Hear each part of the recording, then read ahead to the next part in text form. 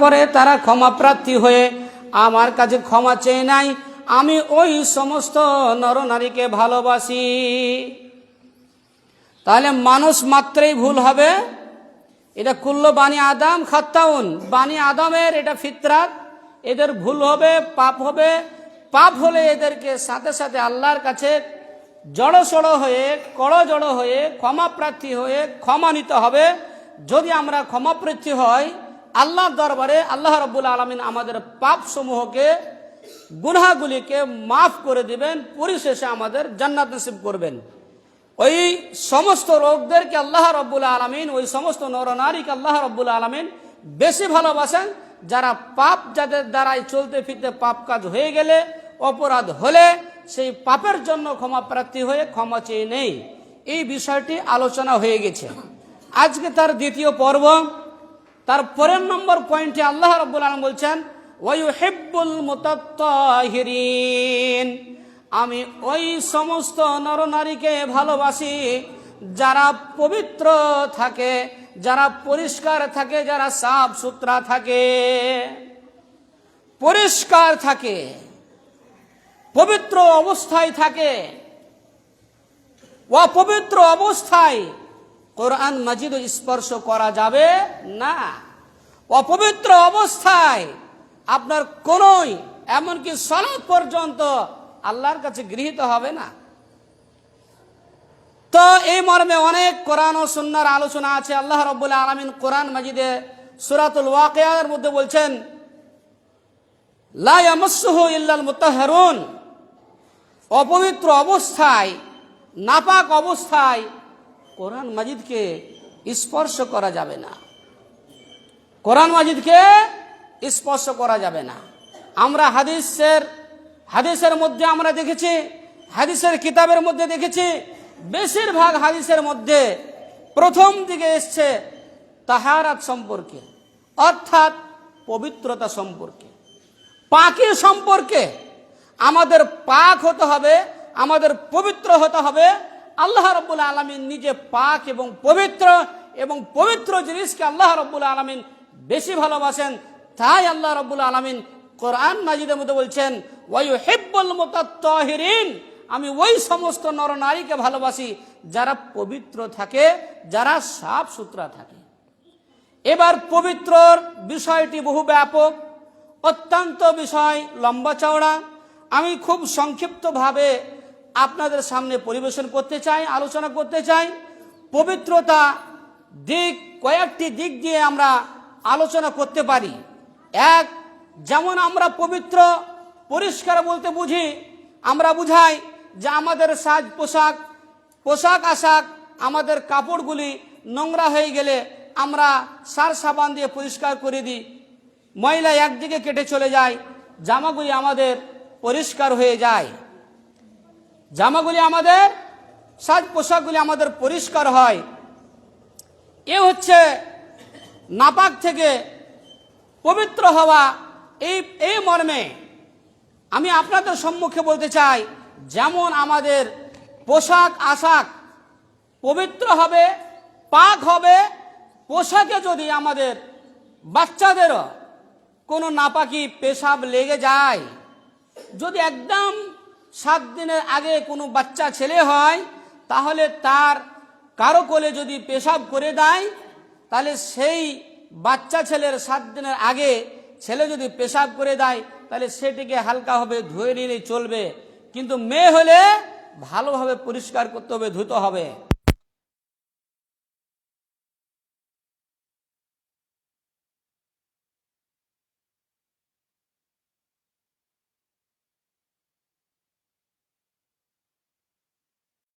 আমাদের পোশাক যেমন পবিত্র হবে, পাক হবে, আমাদের কাপড়ে যদি নোংরা লেগে যায়, অপবিত্র হয়ে যায়, নাপাক হয়ে যায়, আমাদের কাপড়গুলিকে আমরা যেমন পরিষ্কার করে নিই, সার সাবান দিয়ে সুন্দরভাবে ধুয়ে ধৌত করে আমাদের জামাগুলি, আমাদের কাপড়গুলি আমরা পরিষ্কার করে নিই, অনুরূপভাবে আমাদের মনের ভিতরে যেই নোংরাগুলি রয়েছে, আমাদের অন্তরে যে সমস্ত নোংরাগুলি রয়েছে, ওই সমস্ত নোংরাগুলিকে বের করতে হবে। এমনকি আমরা যেই সমস্ত খাদ্য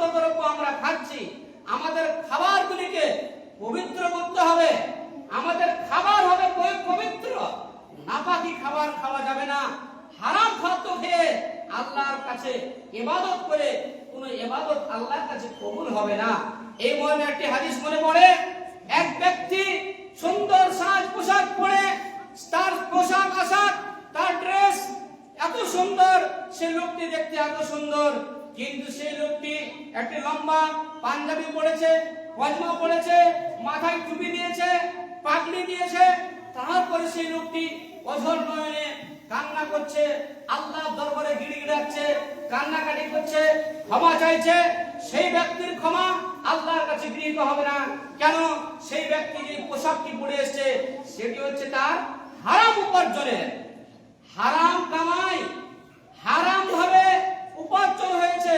এই জন্য হারাম উপার্জনকারী ব্যক্তি যে কাপড় পরিধান করে এসেছে, মনে করেন কোন ব্যক্তি যদি 100 টাকা দিয়ে একটা লুঙ্গি ক্রয় করে, তার মধ্যে যদি 1টি টাকা হারামের উপার্জন থাকে, তাহলে ওই 99 আর 1 টাকা হারামের উপার্জন দিয়ে 100 টাকা হলো। আর 100 টাকা দিয়ে যদি আপনি কোন একটা কাপড় লুঙ্গি খরিদ করেন আর ওই কাপড় পরে যদি আল্লাহর কাছে ইবাদত করেন, সেই ব্যক্তির ইবাদত আল্লাহর কাছে গৃহীত হবে না, কবুল হবে না। কারণ সেই যে ইবাদতে এসেছে তার পোশাকটি হচ্ছে হারামে, হারাম টাকা উপার্জনে। সে ব্যক্তি যে খেয়ে এসছে, খাদ্যগুলি তার হারামের। সে ব্যক্তি যে পান করে এসছে, পান করা জিনিসগুলো তার হারামের, হারাম উপার্জন করা টাকার। এই হারাম উপার্জন করা টাকা থেকে যদি আপনি আল্লাহর ইবাদতে আসেন, আল্লাহ রাব্বুল আলামিন আপনার ইবাদতকে কবুল করবেন না, ইবাদত কবুল করবেন না। তাহলে আমরা বুঝতে পারলাম, আমাদের যেমন পোশাক পরিষ্কার হবে, আমাদের অন্তরকে পরিষ্কার করতে হবে, আমাদের খাদ্যদ্রব্য পরিষ্কার করতে হবে, আমাদের সব দিক থেকে পরিষ্কার হতে হবে। শুধু তাই নয়, পেঁয়াজ হালাল, রসুন হালাল, কিন্তু নবীজি বলছেন হালাল খাদ্য খেয়ে মসজিদে যাওয়া যাবে না। আজকে আমরা হারাম জিনিস পান করে, বিড়ি তামাক, আমরা কোমরে তাম্বাকু গুজে, খৈনির কোটা নিয়ে, খৈনির ডিব্বা নিয়ে, খৈনি আমরা কাপড়ের বেঁধে নিয়ে পাকিটে রেখে আমরা কি করছি? সলাতে আসছি। এটা আপনি ঠিক করছেন? যদি কেউ করে থাকেন তাহলে আপনি ভাবুন যে আপনি কোন কাজটা কি করছেন। এত বড় ধোঁকা হয়? বগলে ছুরি রেখে আপনি দোষী রাখছেন।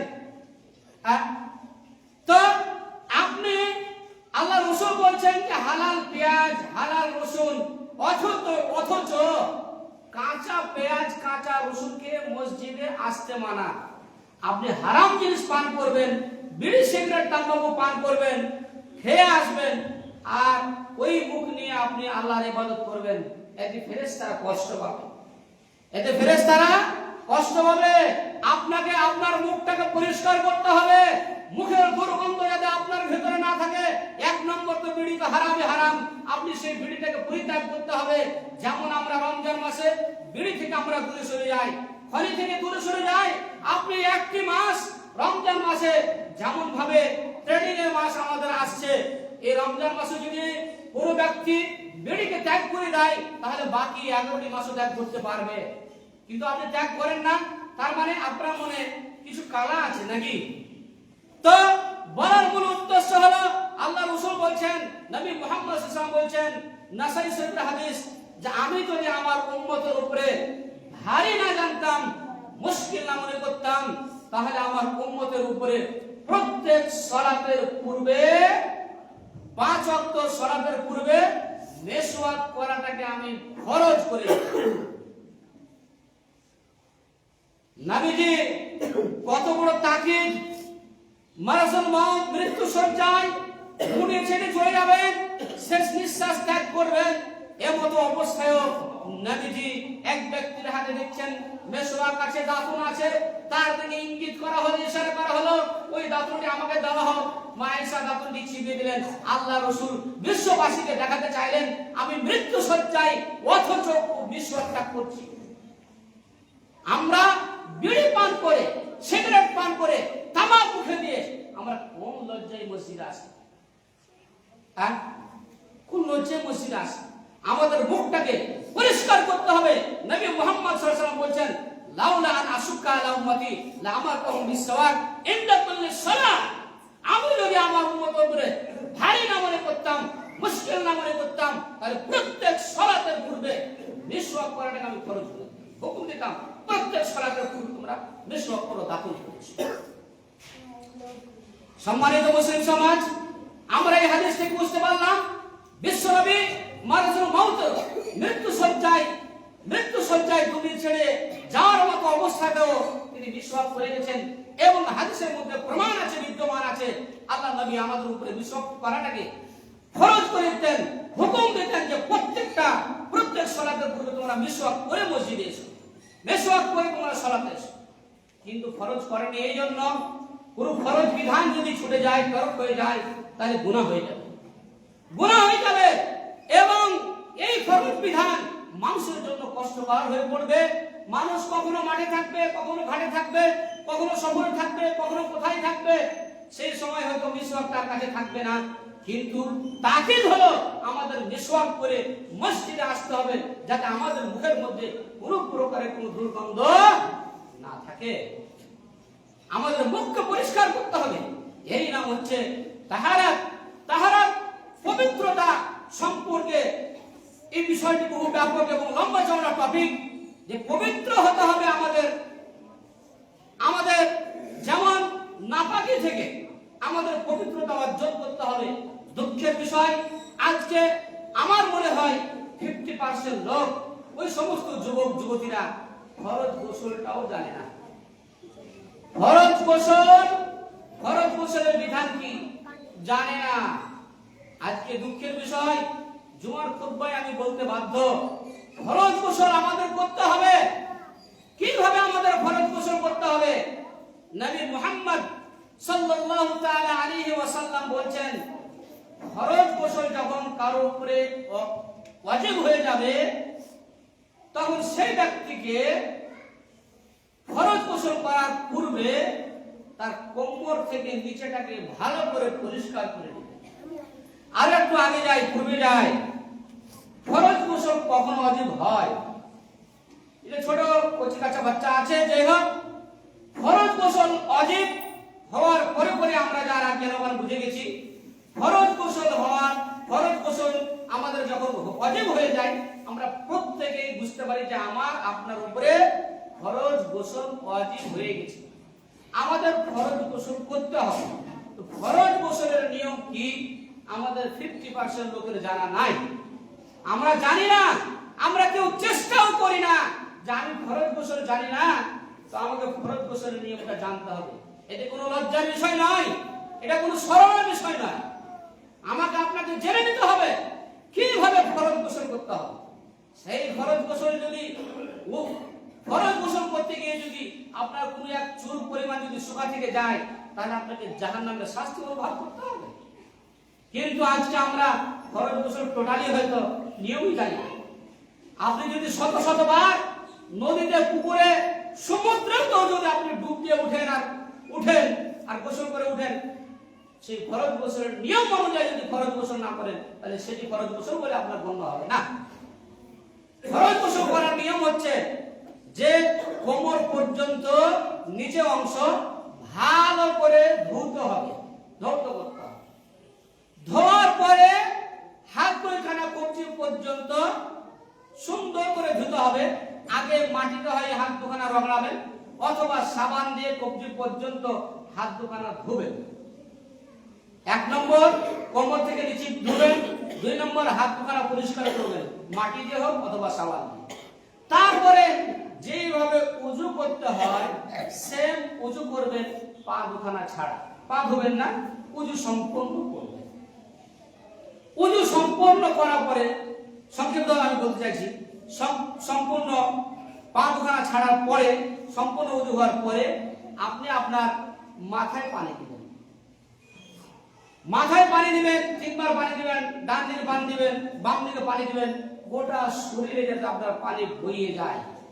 এই করে পা থেকে মাথা পর্যন্ত সর্বশরীরকে আপনাকে পানি দিয়ে সুন্দরভাবে উত্তম রূপে ম্যাসেজ করতে হবে, কচলে রগড়ে আপনার পুরো শরীরটাকে, মাথার চুলগুলিকে ভালোভাবে আপনাকে নড়িয়ে নড়িয়ে রাতের অন্ধকারে ফরজ গোসল ওয়াজিব হয়েছে।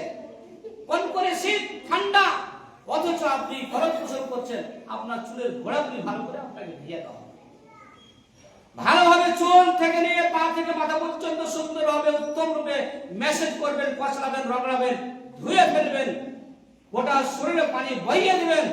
বাওয়ানোর পরে শেষের সময় যেই জায়গাটা আপনি ফরজ গোসল করছেন ওইখানে যদি পানি জমে থাকে ওখান থেকে হটে গিয়ে পা দুখানা ধুবেন, যাতে আর নোংরা পানিতে আপনার পা না থাকে। ডান পা ধুবেন, তারপরে বাম পা ধুবেন, তারপরে ওযু শেষে দোয়াটা করবেন। প্রথমে ওযু শুরু করেছেন বিসমিল্লাহ বলে, আর শেষে ওযু দোয়াটা করবেন। কিছু লোক আছে এমন, নাপাক অবস্থায় বিসমিল্লাহ বলে যায়, ও তো জানেই না নিয়ম ফর্মুলায় যায়, সারা জীবনে ভুল করে আসে, সারা জীবনে ভুল করে আসে। ওই ফরজ গোসলে নবী মুহাম্মদ সাল্লাল্লাহু আলাইহি ওয়াসাল্লাম কি করেছেন? ফজরের সালাত আদায় করেছেন। এটা হাদিস প্রমাণ আছে। তাহলে আমাদের ফরজ গোসল যেভাবে করতে হয়, হাদিসে যেভাবে আমরা পেয়েছি ঠিক সেইভাবে আমাদের ফরজ গোসল করতে হয়। ফরজ গোসল করার পরে আমাদের ফরজ গোসলের মধ্যে আমাদের ওযু হয়ে গেল। ওযুর প্র্যাকটিক্যাল এটি একটি সময়, লম্বা সময়ের ব্যাপার, কিন্তু এতগুলো সময় আমি প্র্যাকটিক্যাল ভাবে দেখানো সম্ভব নয়। জুমার অল্প সময়, এর জন্য আমি এই ফরজ গোসলের মধ্যে বলতে চাইলাম, ওযুর প্রত্যেকটি জায়গাকে আপনাকে সুন্দরভাবে উত্তম রূপে কচলে রগড়ে মেসেজ করে ধুতে হবে। আল্লাহ রাসূল যখন ওযু শুরু করতেন, ওযুর কয়েকটি জায়গাকে আমরা হাদিসের ভাষায় চুরব জায়গা বলি।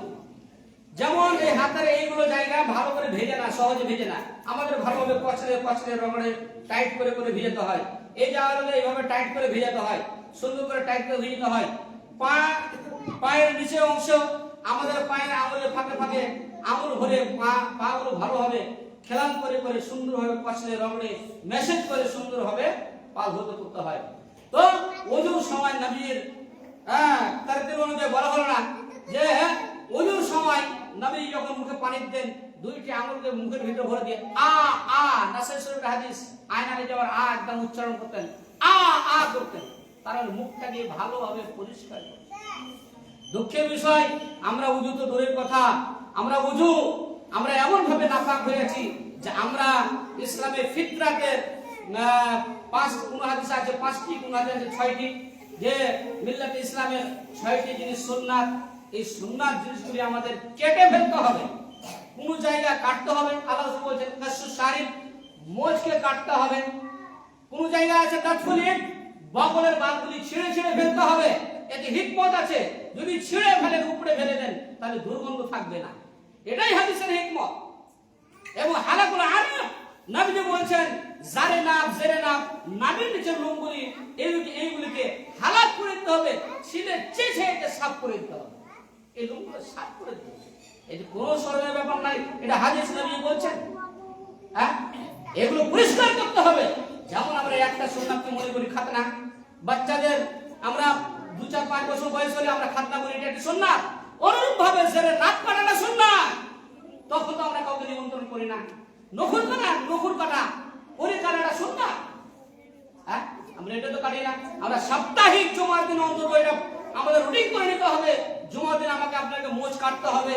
ওয়াকফুল লাহিয়া, দাড়িটাকে আল্লাহর রাস্তায় মাফ করতে হবে, দাড়ি ছেড়ে দিতে হবে, দাড়িটাকে ছেড়ে দিতে হবে, লম্বা করে দিতে হবে, এবং মোজটাকে কাটতে হবে, এবং বগলের লোমগুলিকে আমাদের ছেড়ে ফেলে দিতে হবে, এবং নাভির নিচে লোমগুলিকে আমাদের চেঁচে ফেলে দিতে হবে।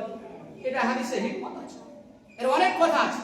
তাহলে আমাদের এই সমস্ত দিক থেকে পরিষ্কার হতে হবে, পবিত্র হতে হবে। তাহলে আল্লাহ রাব্বুল আলামিন বলেন ইন্নাল্লাহা ইউহিব্বুত তাওয়াবিন ওয়া ইউহিব্বুল মুতাত্তাহিরিন। আল্লাহ ওই সমস্ত নরনারীকে ভালোবাসেন যারা কি করেন, যারা ইস্তেগফার করেন এবং যারা পবিত্রতা অর্জন করেন। তাহলে আমরা পবিত্র থাকবো। আল্লাহ রাব্বুল আলামিন পাক পবিত্র, আমাদেরকে পাক পবিত্র থাকতে হবে। আমাদের নোংরা থেকে পরিষ্কার হতে হবে।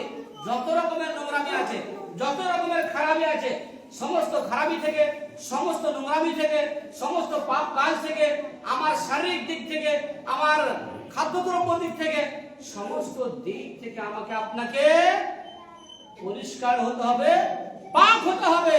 তাহলে আল্লাহ রাব্বুল আলামিন আমাদের ইবাদতগুলি কবুল করবেন, আল্লাহর কাছে আমাদের ইবাদতগুলি কবুল হবে। নচেত আল্লাহর কাছে আমাদের সালাতও কবুল হবে না, যদি আমরা তাহারাত পাকি ভালোভাবে অর্জন না করি, পবিত্রতা অর্জন ঠিকভাবে না করি। তো হাদিসের মধ্যে অনেক কিছু আলোচনা ছিল। আল্লাহ রাসূল বলছেন যে মিফতাহুল জান্নাহ as-সালাতু ওয়া মিফতাহুস সালাত আত-তুহুর।